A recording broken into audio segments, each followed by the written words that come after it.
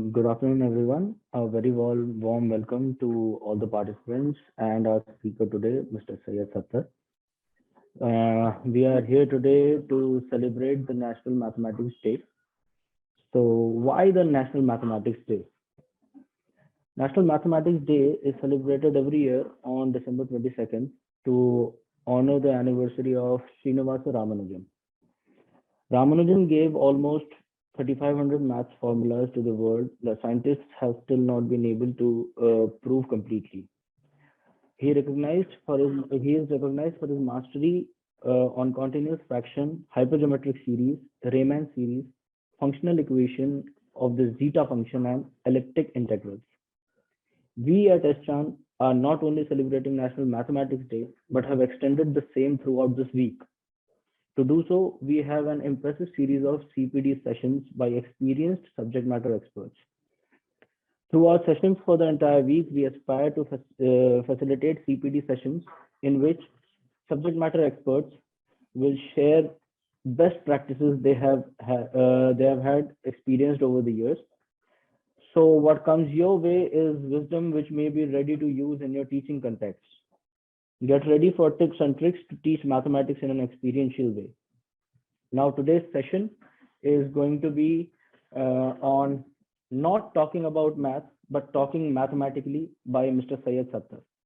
A brief about Mr. Sattar is that he is a realistic mathematics educator, experienced in teaching, teachers training, e-learning content creation, and mathematics simulations, curriculum designing and project-based learning, early numeracy, mathematics lab, teaching and learning material designing, CPA approach, student orientation sessions, etc.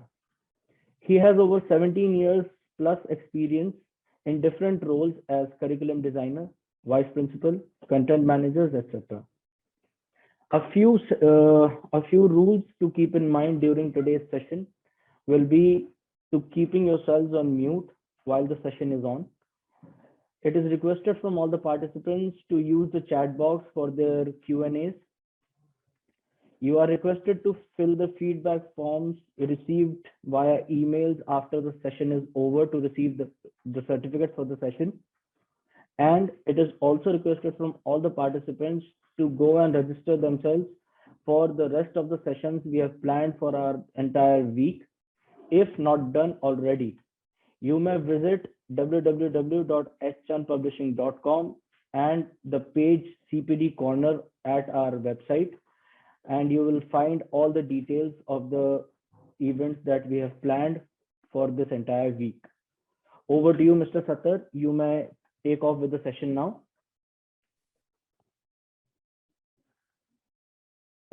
Sir, your voice is not audible, I guess.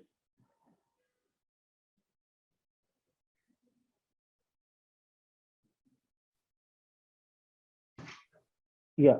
Am I audible now? Yeah. Now you are. All right. Must be because of. Are you still audible?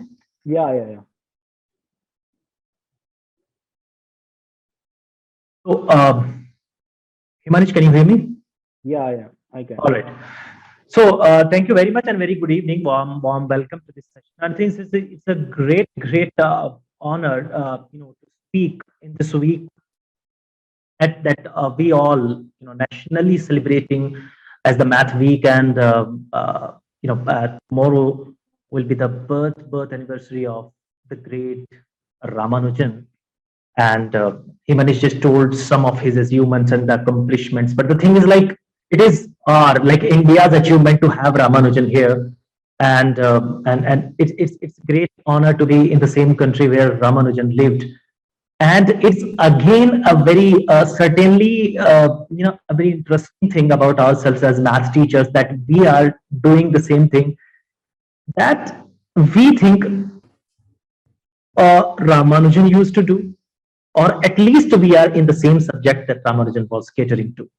Thing is, like, it's not enough just to know what were the accomplishments of Ramanujan, but the thing is, like, how could he do that without formal schooling, formal studies of mathematics? Just imagine, and we will keep imagining throughout the session, throughout the week, that and throughout the more sessions that come by. One situation that I want you all, to think about. For example, it's a very routine life situation. Like or maybe I think it's you think that I want to purchase a book, and that book costs 150 rupees. Now, I have at that particular point, I have 100 rupees, I want 50 rupees more, and I borrow it from my friend. Now, the friend is actually kind enough and he lends me that 50 rupees note, and I'm now happily going to buy that book, and I paid it fully, 150 rupees. What do you think? How much money do I still have after paying 150 rupees? And you can use the chat box. That's it. I'll be looking at the chat boxes. Your responses, please. I had 100 rupees. I borrowed 50 rupees from my friend. I paid for that book that I wanted to buy, whole 150 rupees. Now, how much money do I still have? Yes, you can put this in the chat. Let us see. Nothing. All right. That's a good start. Thank you. 100. All right. Nothing. All right. Yes, zero. And thank you, Johnny Abramji. Thank you, Johnny Abramji. Actually, I have a negative 50 rupees. The thing is, like, we need to understand it. We need to understand. Thank you, Johnny Abramji. We need to understand, like, why, while conversing this, while being in this situation, was I actually thinking about those numbers, or was I actually, analyzing the situation in which I am in? How do I actually find the true amount of money that I have? Such kind of things, they convey a certain message. They convey a certain message that without conversing in mathematics in our routine lives, will not do the justice to our profession as math teachers, or will not do justice to our roles as the parents whose children or kids are studying mathematics. The thing is, it is as simple as that. 100 rupees I had, 50 rupees I borrow, 150 rupees I paid for the book, and I have nothing. No, I have, and I will not say it is negative 50. I have 50 rupees on me. Whenever I get 50 rupees, I will first pay, if I am honest enough. First pay to my friend, then I will have nothing. Thank you, Sneha Roraji. Then I will have nothing. Actually, this whole episode, if you just think through, we don't give a big damn to it. It happens. It keeps happening in our lives. We keep taking up different examples. We keep taking up different examples in our classrooms. To teach integers. The thing is, basic idea of integer, it emerges from the real life transactions, from these situations, and we don't speak about these things in the, like, we are happy to say it is negative 50. Yeah, fine, it is negative 50, but the thing is how to communicate it. Is it negative 50? I will say I have 50 rupees on me that I need to pay. Means, like, I have a loan of 50 rupees in normal language, because communication in mathematics takes a big blow when we add jargons to it. I will just share one thing with you. I'm just sharing the screen. Please just give me some time.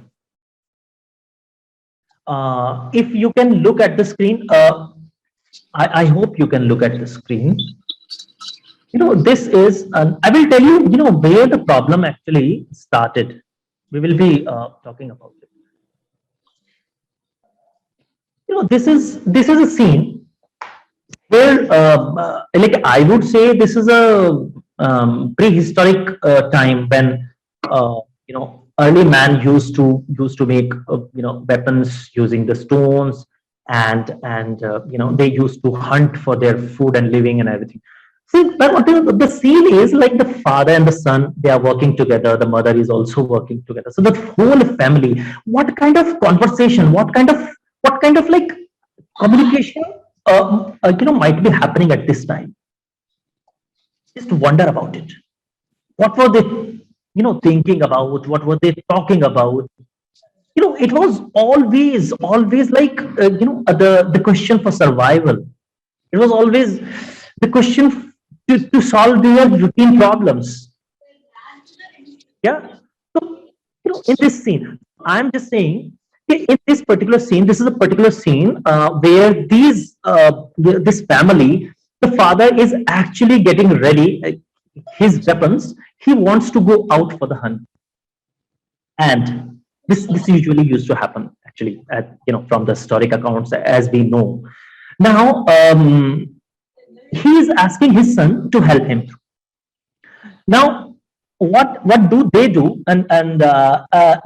Because this is not something which was actually filmed. It is just a drawing, so I didn't get that kind of drawing. But the thing is, what he wants the son to help him in arranging a cart which would have the wheels. Now the son is asking, it's like, how much big wheel should I bring?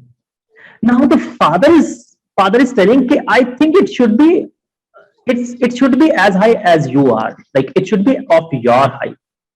Now the son is arranging that, and the cart is getting built. On that cart, and this is the time when they have already invented the wheel. Now what is happening? What makes father to say that it should be as much as your height? Because there are high bushes through which they want to actually take their carts. Now the high bushes, high plants are there, some big stones are there. Just to maneuver, just to negotiate the way through them, they need bigger wheels. So that's why the father is saying. Now what is happening? What kind of idea the child was getting? And this child, no wonder, might be thinking about such properties of a circular object, the wheel, the circumference, the diameter, the radius. But it was not a jargon for them. These were just the tools. The mathematics was used as a tool to survive in their routine lives. Such kind of communication was happening. Such kind of communication, and no wonder that such kind of kids, they became Aristotle. Maybe I think before that they became Galileo. Before that, maybe I think they might have got that kind of understanding of their natural habitat, of their surroundings. And what happened in modern family? What kind of discussion do we do? What kind of discussion do we do in our routine life? What kind of communication? What kind of topics do we discuss amongst ourselves while we are sitting together? Just imagine the same scene. Father in modern family is getting ready.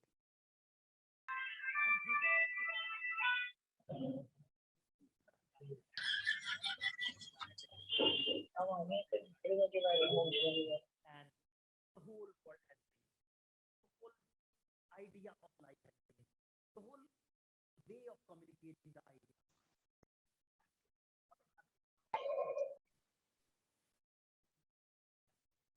So your voice is not audible. So you are not audible.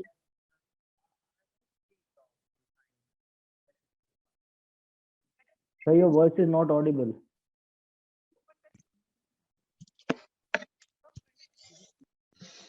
Sir, Sayed sir, your hello. voice is not audible. So you are not audible.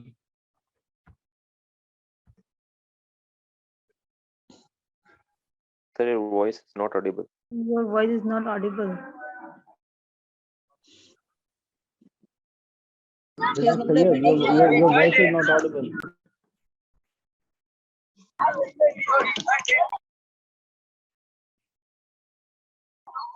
Sir, your voice is not audible. Kindly unmute your mic, sir.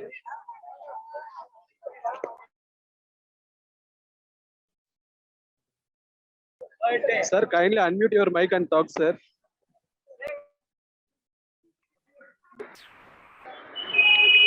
Sir, you are not audible.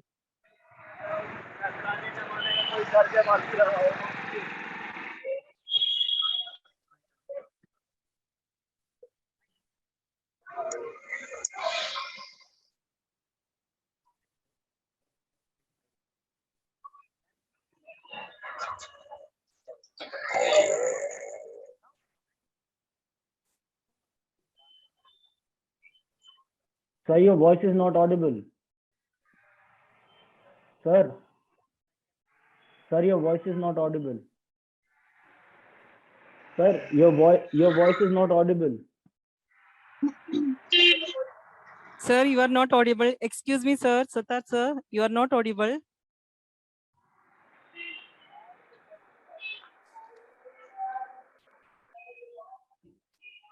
Am I audible? Yeah. Now you're Yes, audible. Now you are audible. Yes, sir, Now you're you are audible audible. now. Okay, so all right, I will just remove this earpiece. Himanish, can you please tell me when was the last time that you heard me? Sir, for the last 5 minutes, you haven't been, we haven't been able to hear your voice. Oh God, I think that was a late signal, and that is the problem. All right, so I was talking about.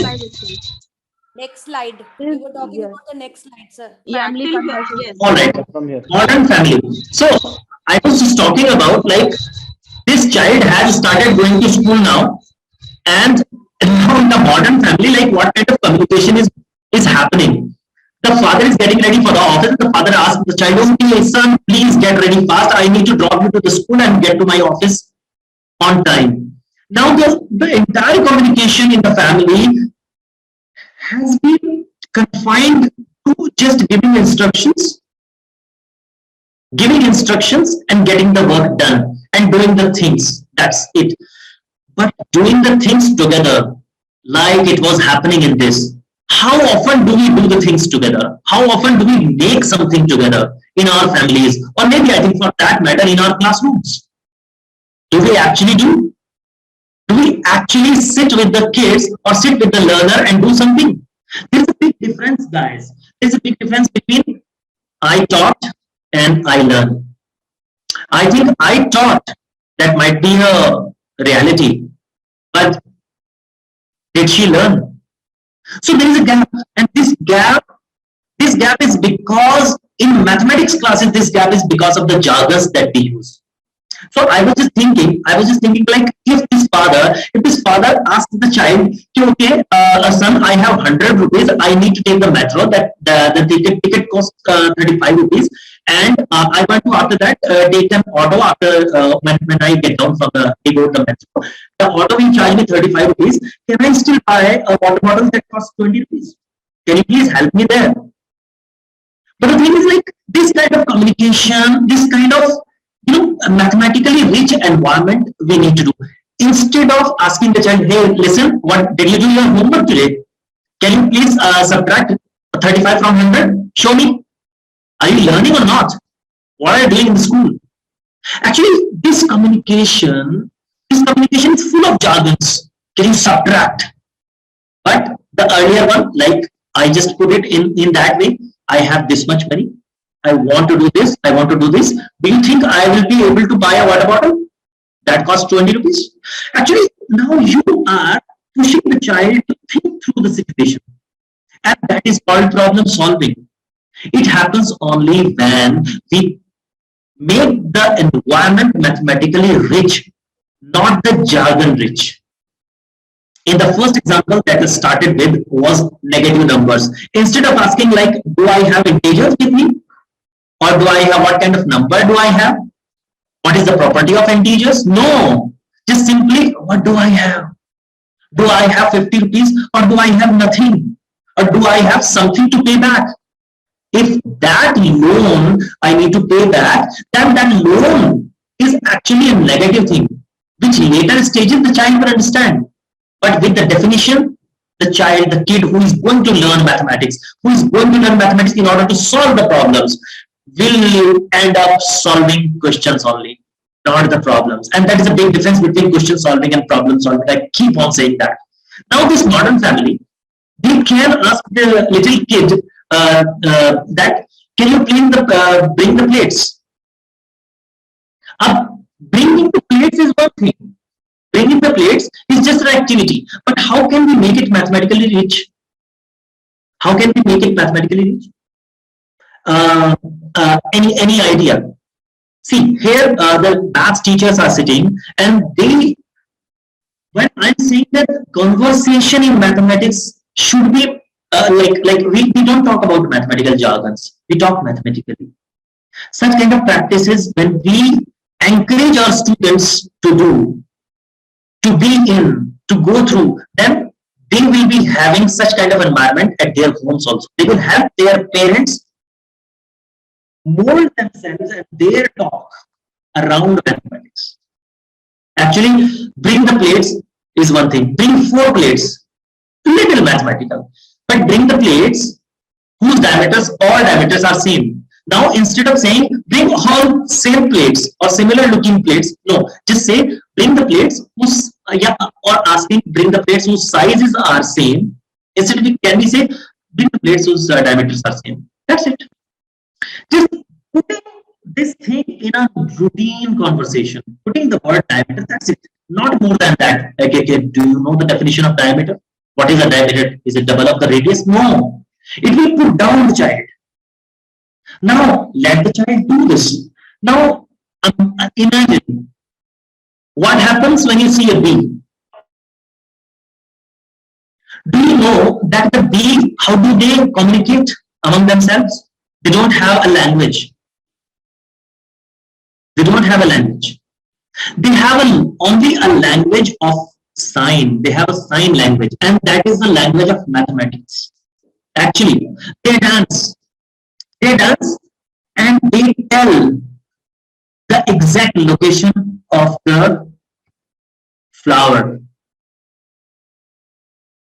They dance in such a way like they tell, okay, this much is the angle from the sun ray of that flower. So you all need to go this way.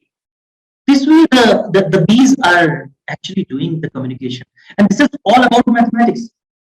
But they don't know about it. It is in their genes. And it's a good thing that they don't go to the schools. I'm really sorry to say that. But I think if they go to the schools, they will first learn the definition of the angle. They will first learn the types of angles. They will first learn the kind of dance they should do. They will first learn the distance of the sun from the earth. And then only they will be able to, communicate. But the thing is, it's not necessary. It's not needed. If mathematics is a part of life, then it is part of life. We need to make this happen. Actually, just one more example I'm giving you. Imagine that alien is there on Earth and you happen to meet. Now, you want to do you want to serve the alien, or you want to do something good to the alien, and you say, okay, Mr. Alien, in order to survive in this chilling cold, you need to know how to make tea for yourself. Now, alien is happy to have found a friend, but the friend is not enough. The alien must be thinking, what on earth is a tea? Why should I learn tea or tea making? But we are like very particular that he should learn how to make tea. The thing is, the alien doesn't want to learn tea and how to make tea. In order to convince the alien, what will you do? Okay, I am simplifying the question. How will you make the alien learn tea making? You can, type in the chat boxes. What will you do? What will be your first step? How will you teach alien how to make tea? Let me check. Let us know.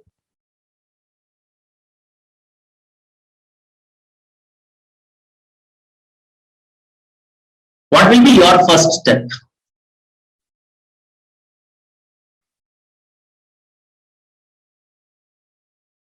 Yes. Action. Understand why it's necessary to learn to make tea. Okay.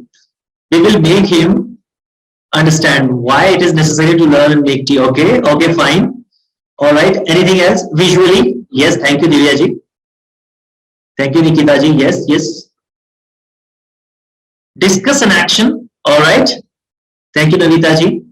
Let him taste tea first, and thanks so much for this answer. Sure, it is a game. I will take him to the kitchen and direct the game. Part of the learning by discussing. All right, Apsara ji.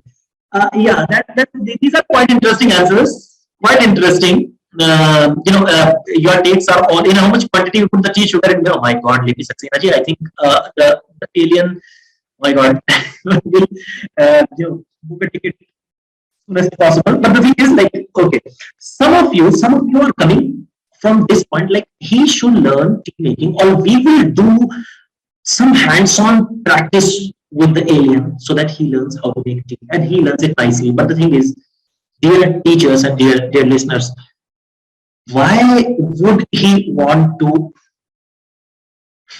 learn tea making? As one teacher put it, first we will take him to some place where the tea is being served. He will taste the tea. Then we will discuss. Tea actually is a social drink. We get together on tea. We discuss things during tea time, and then this alien will be able to understand the concept of tea. Yes. Something is really interesting about tea time. And then he will say, yeah, I want to learn this. But when we communicate the ideas, instead of saying, hey, listen, you alien, I think in order to survive, you first see, to make 2 cups of tea, you need this much sugar, this much quantity of that, this much quantity. These are all jargons. The alien will not appreciate it at all unless he knows the importance of tea in the lives of people who are on earth. Yes, sorry, ma'am. Yes, and now next. But before that, before I go on the next slide, the thing is, communicating mathematically is not something like we are teaching mathematics. No, our instructions are dialogues. They have mathematics interwoven in it. Like maybe I think I might ask my kid, okay, can you go to the to your school and tell me, like, how distant is your school from our place? Now the kid is going, many times, some of them go on foot, some of them go on vehicles, some of them go on like two-wheeler or four-wheelers. But the thing is, like, how would the child know, okay, what is the distance? And you don't have anything, you don't have given any tool to do that. How will the child know, like, what is the distance of the school from the home? And do you think the child will ask any question or counter question? The thing is, in this situation, the child will start, and you will say, this is a challenge for you, not the question. Can you please tell me how far away is the school from our home? Now, you are not asking your child tell in kilometers, you are not asking your child tell in centimeters, feet, or light years. No, you are simply asking your child, can you please let me know how far is the school from my home? The child will be able to tell you different ideas. Maybe I think different kids will come up with different ideas. Some of them who are going on foot, they might count their footsteps. Some of them who are going in the vehicle, they might count the time. They might measure the time it takes for the vehicle to reach there. And all these ideas are mathematically rich. They are actually sitting there in the problem itself. They are passing through the time. They are transitioning through the time. And they are getting to know how the time passes, how the distances are covered when the time passes, how the distances are covered when movement happens. The thing is, like, this idea of, speed is equal to distance upon time, we don't need to teach this formula at all. I don't think we need this formula at all, or teach this formula at all. This formula is there. You can ask your kid, okay, if you want to reach somewhere fast, what should we do? We should run fast, or we should drive fast. Okay, fine. But we want to reach there little early. Don't use the word fast. Still the answer will be, it should be fast. This kind of communication. Now I'm asking my child, can you bring a tray? Can you bring a tray? Which tray? I'm not asking a blue tray or white tray or green tray. No, I'm simply asking, can you bring a tray in which I can keep such kind of two plates, and I'm showing the plates to him. Now he will take the plate and he will measure that tray. Actually, the length of the tray should be equal to the double of the diameter of that plate. That's it. It should be like that, or maybe it should be a different other design. But the thing is, you are not asking the child to do mathematics. No, you are asking the child to solve a problem where the child is actually bound to do mathematics that you want him to do. Maybe I think in the classrooms. In the classrooms, what happens? We start prime numbers in the definition of prime numbers. Prime numbers are those numbers which are divisible by one or by themselves only. No any other number can divide prime numbers. And this is a very important definition. You have to learn it, and this is going to be there in the exam. You better learn it, and next 5 questions are based on this definition. That's it. And these are some examples. Now, is this a mathematically rich environment in the class? Or do we do something else?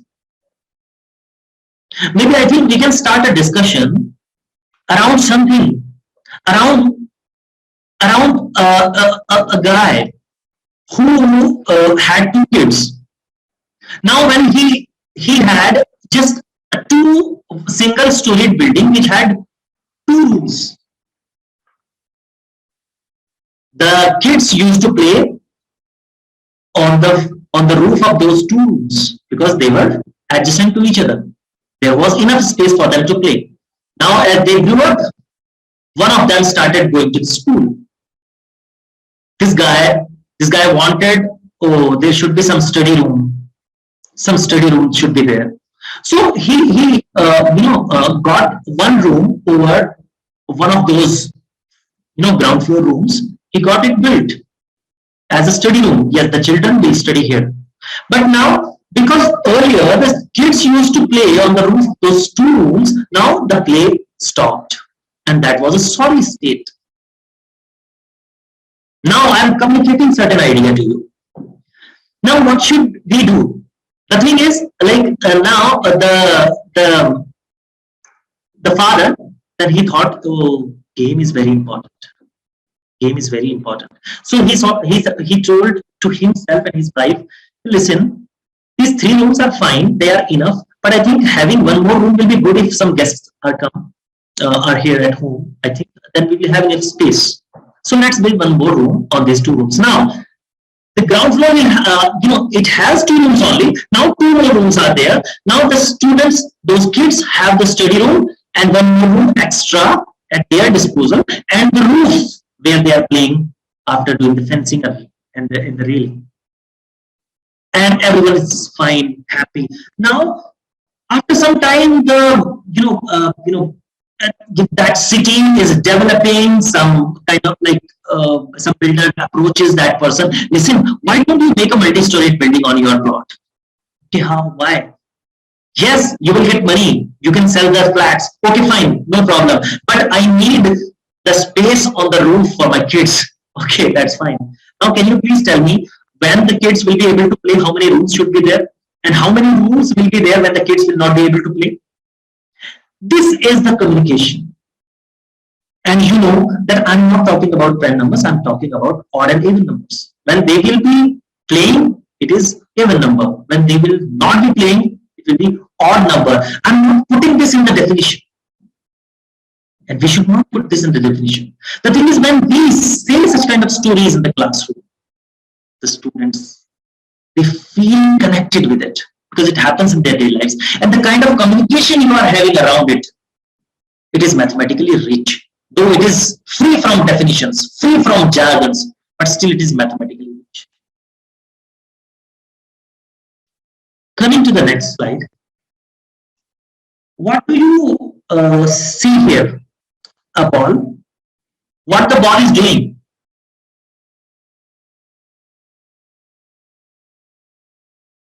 You can put this in the chat box. Can you ask any question by looking at this picture? Yes. Which is not loaded with mathematical jargons, but which are mathematically rich. Yes, bouncing ball.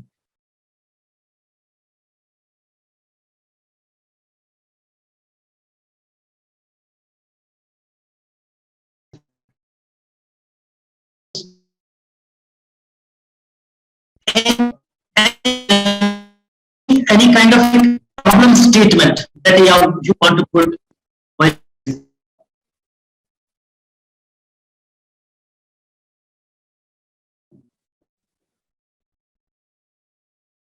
frequency of the ball, parabolic jump, all right. Okay, thank you. Curve made from the ball, height to which the ball jumps. Okay, Swati.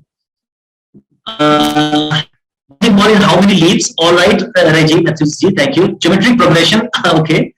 All right. Because it's the speed and path of the ball, motion of the ball. All right. Parabolic shape, collision of balls on the ground. That's great. Okay. So the thing is like when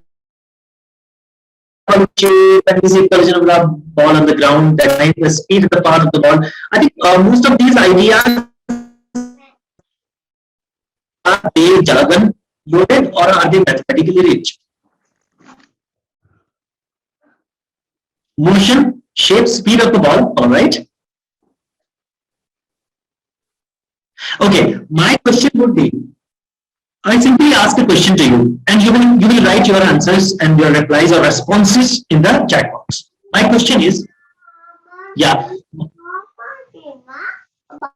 yes. Can you please go on mute, please? Some cute kids are speaking and learning at the same time. So my question is, the ball bounces. The ball is dropped from a height and it takes 3 bounces. How much vertical distance covered? Please tell me. And I'm simply asking this question. If from a height, certain height, the ball is dropped, it takes 3 bounces. How much distance does the ball travel? Just like that. Voice is cracking. Okay. No, I think. So my question, I'm repeating again. The ball is dropped from a certain height. It takes 3 bounces. My question is, the problem here is, can anyone tell me how much distance does the ball travel? Woody, up and down, around 1.5 meters. Swatiji, all right. How are you so sure? Okay, all right. Thank you. Anyone else? Depends upon the height at which it is dropped and the speed at which dropped. All right. So it was the initial, yes, 1 meter. Actually, it was dropped from a height of 2 meters. Thanks for asking that question.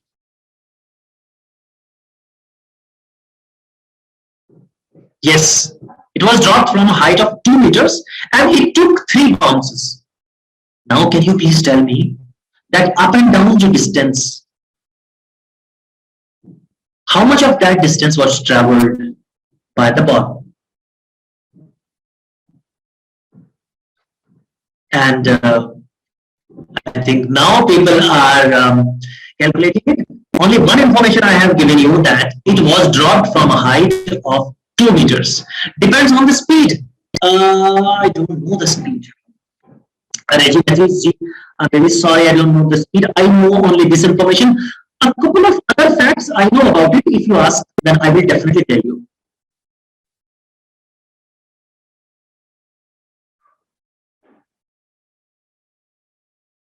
Depend upon the track on which the ball, okay. Actually, we can't say by mere observation. Totally depends on acceleration, gravity. We can predict actual distance. Yes, Priyanka Pandey, you are right. But the thing is, at this thing, I know something that we will not need this acceleration in gravity, actually. And you will still find it out. It's all about like mathematical modeling of the situation. Now, let me make it a little easier, or maybe I think more comprehensible. I'm just saying the ball is dropped from a height of 2 meters. 3 bounces it takes. In each bounce, it comes up half of the previous height. Thank you, Vishaka. But let us go through what I am just saying. I'm just putting it.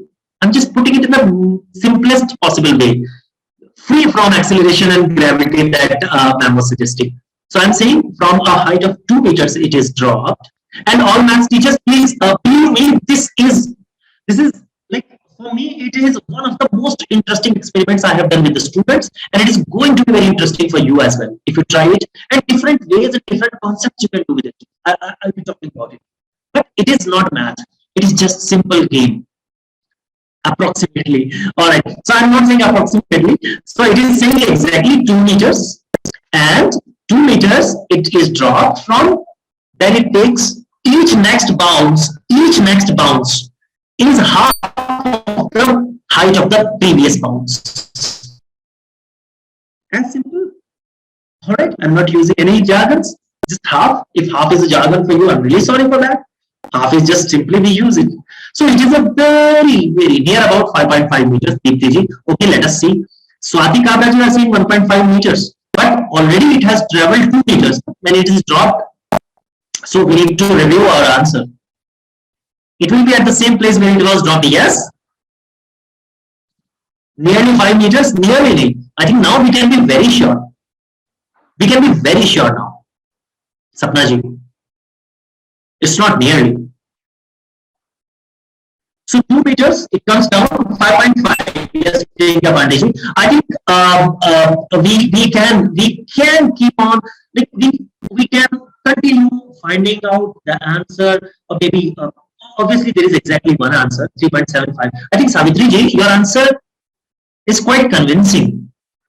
I don't know, but 5.5 meters, Manju Sharma ji is saying. Savitri ji, how did you reach to this 3.75? If you know, you can talk about it, but fine, I'll be talking about it in some time. Now, what I'm interested in, not knowing like what is the way of doing it, but in knowing such situations, they exist in our surroundings. How often do we look at them from a mathematical lens? From a mathematical lens, like how often do we actually look at a ball as a mathematical object doing some activity which is really mathematical in nature, at the same time interesting, and then how often do we present such situations to our students who are otherwise very interested in such kind of activities but not in mathematics? Can we fill the gap between these two things? She is taught, she has learned. Can we fill this gap by using such kind of examples? And you know, such kind of examples are new vistas of discussions, of mathematical discussions, conversations, communications. 2 meters height is just an example. It could fall down from different height. And you know, when you do such kind of experiments in the classroom, at home they keep on doing it. And they will certainly ask their father this question or their mother this question. Can you tell how my ball, how much distance does it travel up and down? So it is so interesting. Instead of asking like, you throw a ball and how much distance does it travel? Yes, that is also a very good question, but this is more interesting. It needs more mathematical boldness. It shapes your mind towards mathematical thinking, and at the same time gives you the joy of problem solving. And it is just talk. It is just a discussion. It is as simple as that. You are playing next time with the ball. You can ask any type of questions, not just this one. Maybe I think you can design your own questions. And in the classroom, you can like if this ball is bouncing back and each time it is half of the previous height, then eventually you will get 2, then 1, then 1 by 2, 1 by 2, then 1 by 4, and this way you will get the fractional amount of the distance of that height. And you know, as Himanesh just told about Mr. Ramanujan, the great mathematics leader, as he informed that what kind of things he did. So I'm also telling that he did a very a fundamental and very sophisticated work in sequences which are unending series, infinite series. This will be a finite series if idealistic situation where later on you just make it very pure mathematical situation where the ball keeps bouncing. There is no outer force that is hampering its bounces. It keeps bouncing. What kind of numbers will you keep getting? 2, 1, half, 1/4, 1/8, 1/16, 1/32, and this way. And this way you will get 1 upon 2 to the power 0, 1 upon 2, 1 upon 4, 1 upon 2 to the power 2, 1 upon 2 to the power 3, 1 upon 2 to the power 4, and this way you keep on getting these things. Isn't it so interesting that with just one ball, with just one activity with a ball, we are getting into the realms of such mathematics? We don't need to open the books always, first tell them the definitions. I think, attack them with that, with those jargons. No, give them the experiences. They will talk about it with a smile. And this way the mathematics will be served. Otherwise, we are learning mathematics just to reproduce the facts and write in examinations. And that is not a good service to math. Now, on this note, shall I show you one thing? This is a very interesting situation. I have been to this situation, and I'm showing you such situations which are really there. Usually you see such situations in your real life. Like one day it happened with me also. I took this photograph not from there. It is from the Google internet. But I was just passing through a parking lot, and I saw different kind of like bikes were standing there. So I became curious to do some mathematics there, and I asked my son, can you please tell me like which bike has traveled the most, the maximum?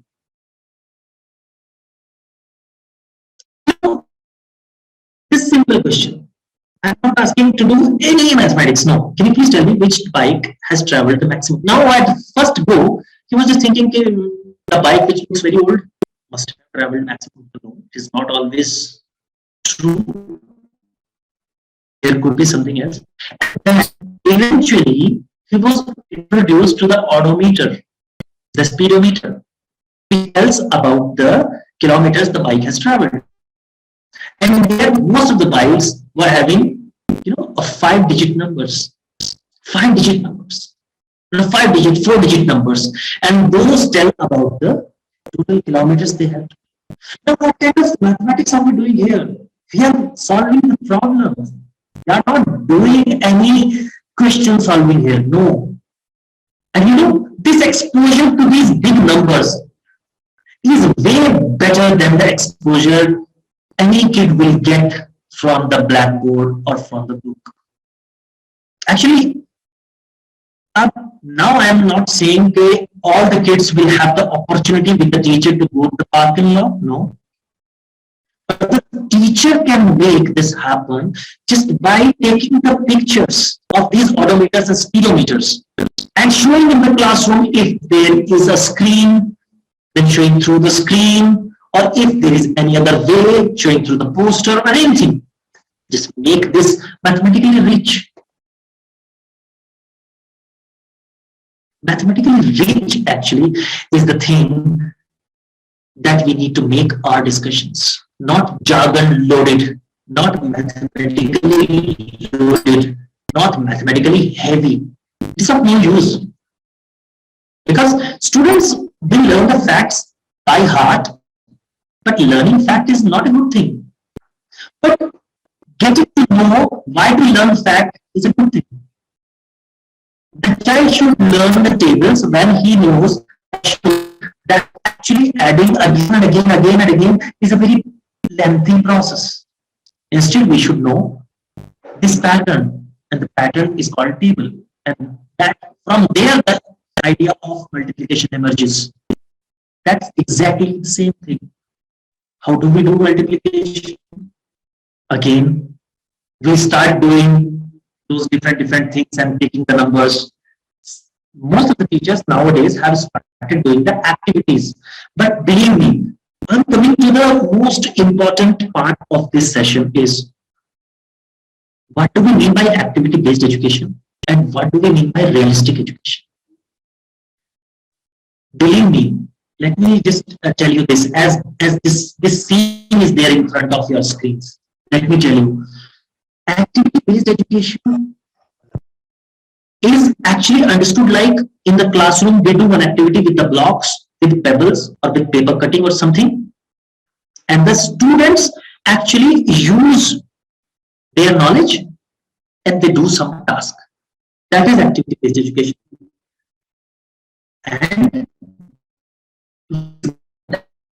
And we understand it like that. I think we make a number strip in the corridor of the school, and then we do some activities there. But what I am trying to tell is math activity-based education is one thing, but what is needed for a child to excel to be a problem solver is projects, real life mathematics. That is called realistic mathematics. Realistic mathematics is a task should be given.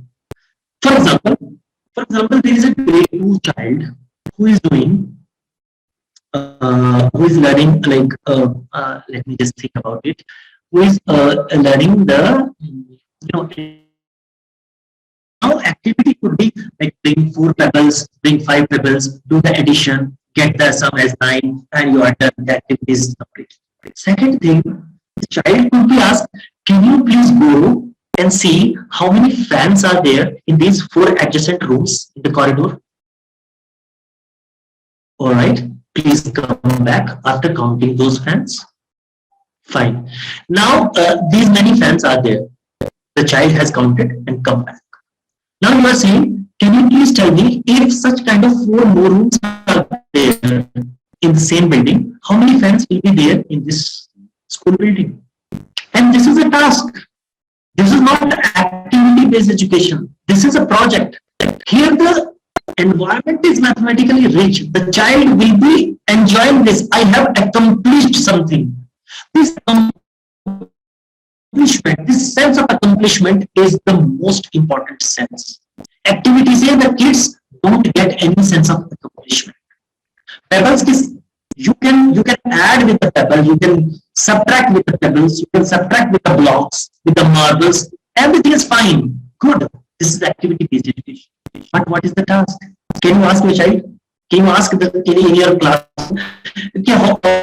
Okay, what is the total strength of your class? How many children are present? How many are absent? Fine, this much. Can you please get to know from the class teacher of grade 3 that in her class how many students are absent and what is the total strength? Now you need to find out yourself how many of grade 3 students are present today. That is something. The task, the sense of accomplishment will come there. Oh, Bhanaji, I'm sorry, the voice is breaking, but I think it is the sense of accomplishment we need to give. We need to first give that kind of experiences to the children and then design such kind of tasks. And these tasks are not very difficult or tough to design. But the thing is, it needs some kind of willpower. I'm just showing you another screen. Can you look at this? The sun rays are coming through the window and there's a light on the floor. What kind of question did you ask? Or maybe I think what thoughts do you get from this? You can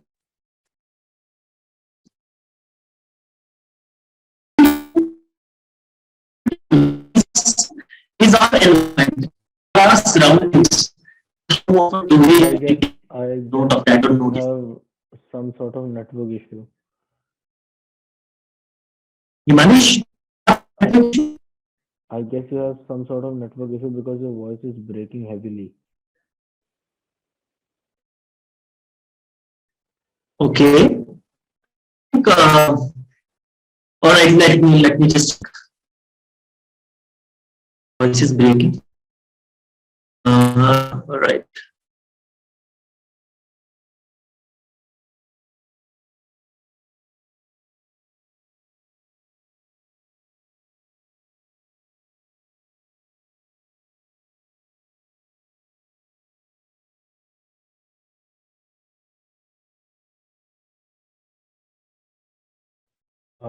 Please be patient. It is a request from all of you. Sir will be joining back soon. He is already here. Is it So, is it yeah, yeah, now? yeah, Is it yeah, audible? yeah. Okay, okay. So my question was not the question, but my next point of discussion was this screen, this picture. Like, what do we get when we look at it? What kind of thought do we get when we look at it? Just your responses, please. Expansion as transformation. Now audible. Thank you. Fraction. All right. Enlargement. All right. Anything else?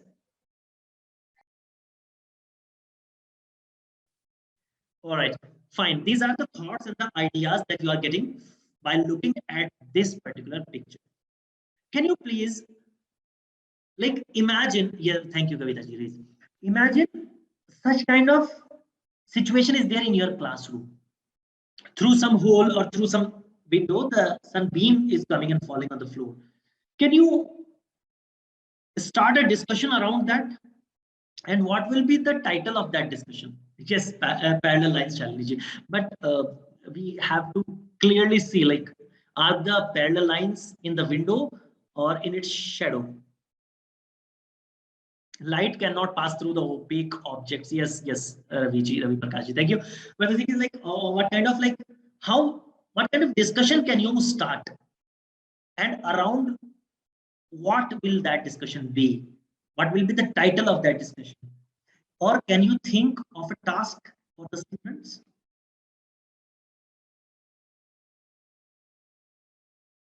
Mirror image, okay.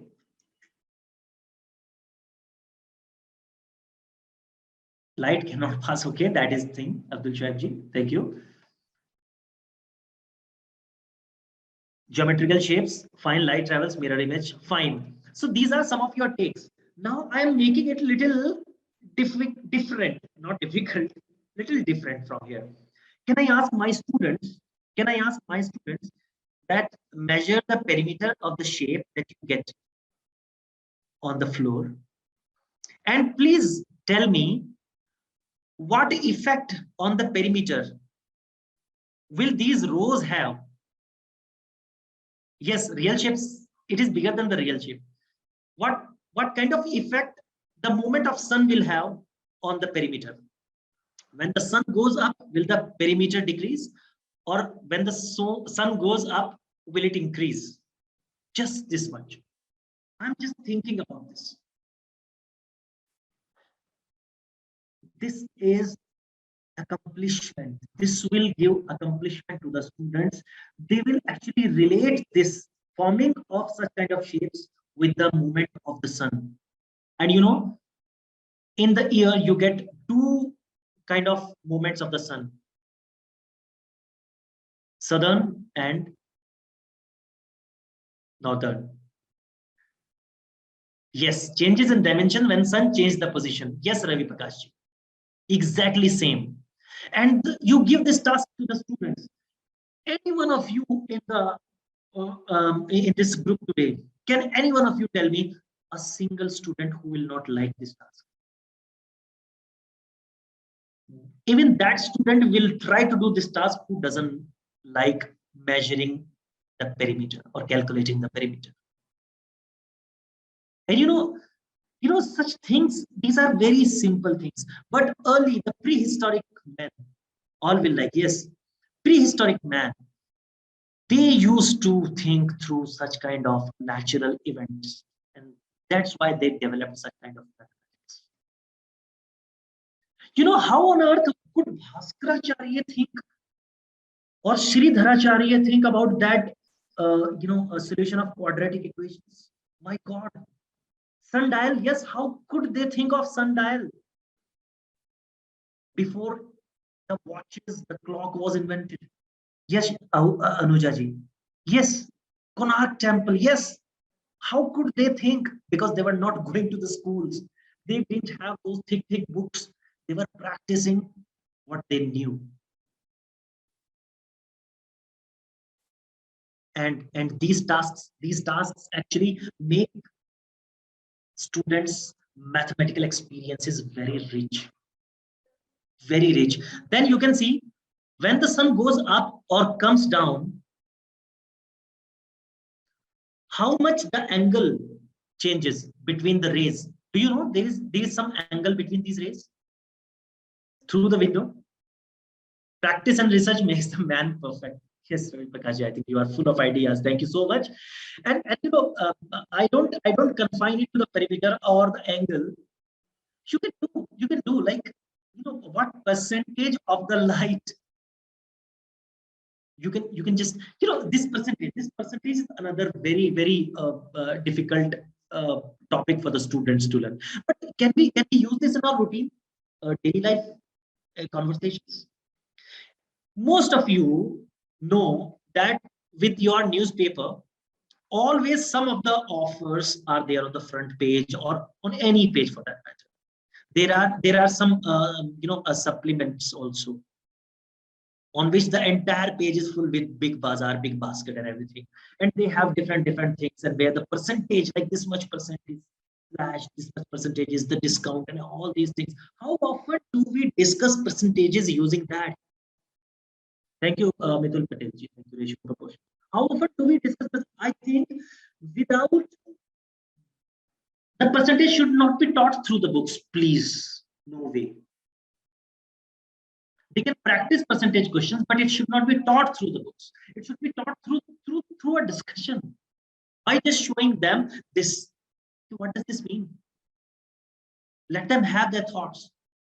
Otherwise, they will always be confined percentage to it is related with 100 and just 100.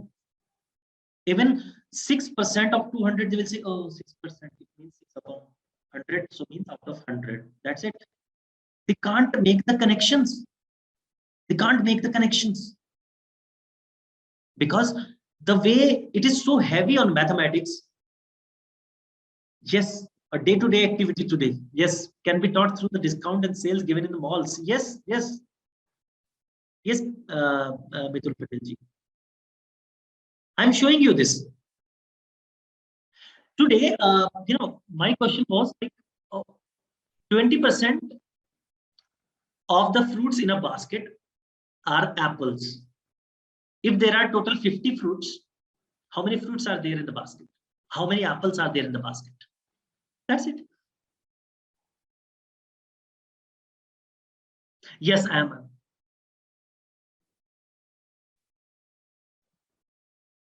Yes, exactly. But through the window, you see the movement of the sun. And that we need to understand. Because it is all about Einstein, the theory of relativity. Yes. Now, looking at this picture, what kind of things do we do? Can you please make some thought by looking at this? And it is not just always about percentage.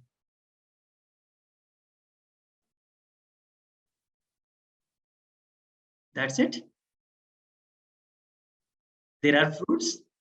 Any other thought that you can arrangement? Yes, there are arrangements.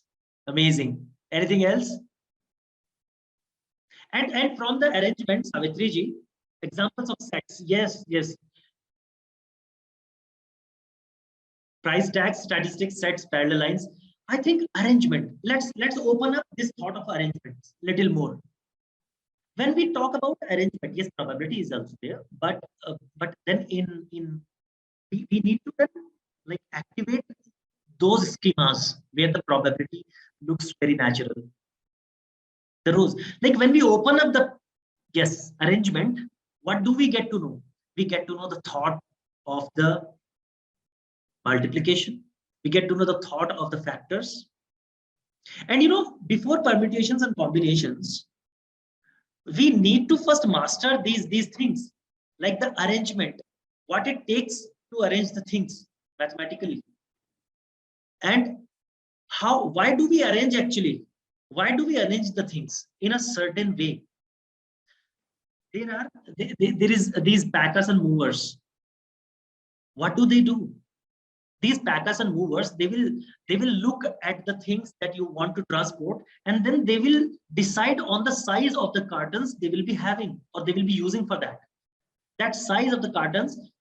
They use multiples and factors, and they try to find out what will be the HCF and LCM, and then they try to minimize the cost of transporting those things. That kind of mathematics is done, but their guys are not doing that mathematics. The application that they are using is doing that maths. And who made that application? Some kids who learned mathematics to solve the problems, not to solve the questions. Yes, Nuzhat Parveen, fractions, rows and columns. Actually, arrangement is a very, very important science these days. And from here, we can start discussion about it. And let me tell you, when their contemporaries were going to the schools, the Wright brothers, they were doing the punctures in the cycle tires. Those Wright brothers only, they invented the first flying machine. And they are credited to have invented the aeroplane. What were they doing? They were doing the actual experiments. But we most of the times, we fail to give our kids the actual experimental possibilities, where they can have first-hand knowledge of the things. First-hand knowledge.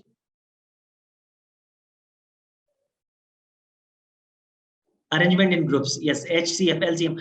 There are, and I think absolutely there is no limit to the concepts that you can do from here. Right from the price, the numbers, arrangements, then the algebra, permutation combinations, then exponents and powers.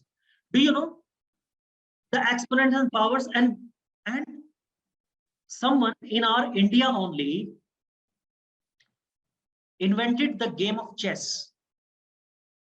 The game of chess was invented, presented to the king of that time, who wanted a game so that he could actually make some war or plan his war preparations.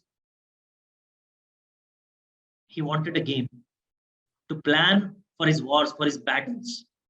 That game was presented. He played that game. He got many insights. He was so happy. He wanted to actually reward the inventor. He called the inventor, please ask anything that you want for this invention that you have done for this chess, Shatranj ka game. And the inventor said, sir, this was my duty. I don't want anything. Please use it and win the battles. But the king was very, very particular about it. No, you have done something for the kingdom. You need to take something from me. Ask anything. And the inventor, because he invented that chess, must be someone who was really good with the logic. He said, king, can you please just give me some rice? What? The king was shocked. Rice only? Yeah, I can give you rice if you want this. No, but in a certain arrangement. Can you please give me rice in this way? Like put 1 grain of rice on the first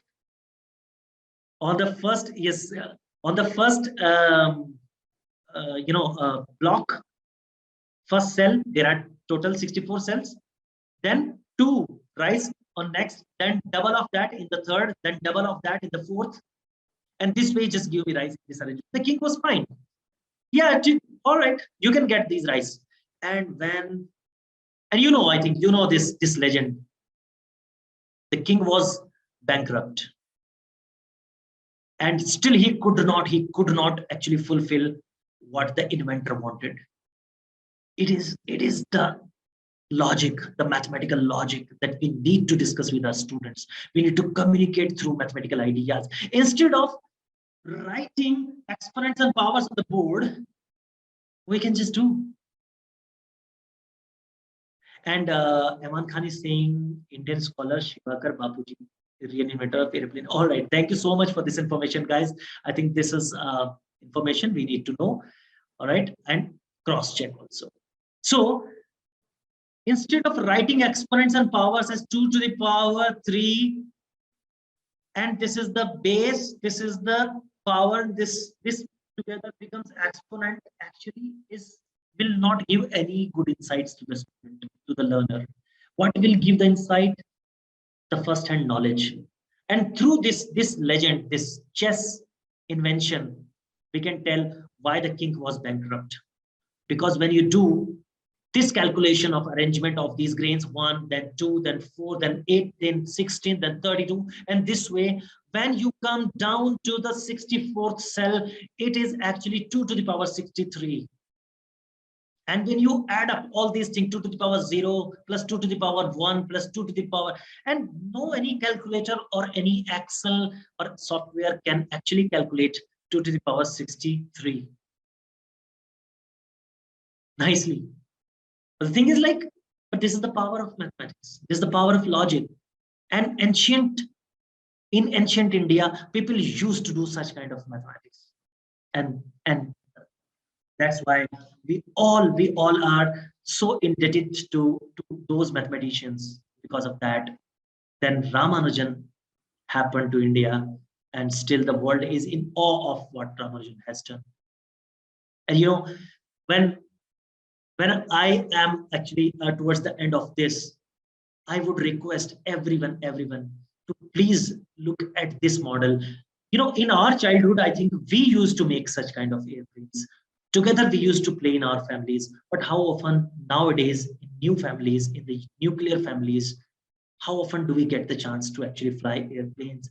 And if you fly the airplanes, then please discuss the mathematics around it. Don't make it mathematically heavy, but make it mathematically rich. Why? How much distance? For how much time? Use the stopwatch. Ask your child to launch the plane and start the stopwatch. For how many seconds will it stay in the air? And if that is done, for how much distance has it covered? It might not be a linear distance. It is a linear distance, might be a straight line. It is a curved line. What should be the distance it has covered? Can you please find out any way to measure that? I leave you with this thought. Please do simple experiments. Communicate the mathematical ideas using these and through these experiments. And please don't make your classrooms or your mathematically jargon heavy. It should be mathematically interesting. Thank you very much, guys. I stopped sharing my screen, and this was all from my side. I think you can then take this up, Himanish, from here. Thank you everyone for listening so patiently. Thank you so much, sir. Thank you so much for the wonderful session that you have delivered today. I hope that everyone attending this session is enlightened by the wisdom that you have imparted through your session today. I'm sure everybody took away something or the other from the session, which will help them teach mathematics more gracefully. I thank you, and I thank all the participants to bear with us for this 1.5 hour session almost, to stick around for the whole session. And I really thank you again for this wonderful session. I'm going to end the session now. So hope to see everyone tomorrow. Please visit our website and check all the sessions that are lined up for the rest of the week. And do not forget to fill up the feedback forms that you will be receiving on your email IDs in order to receive the certificates for the session. Thank you so much. Excuse me, sir, there is one problem. By Yeah. mistake, I have filled my name. My school name is wrong.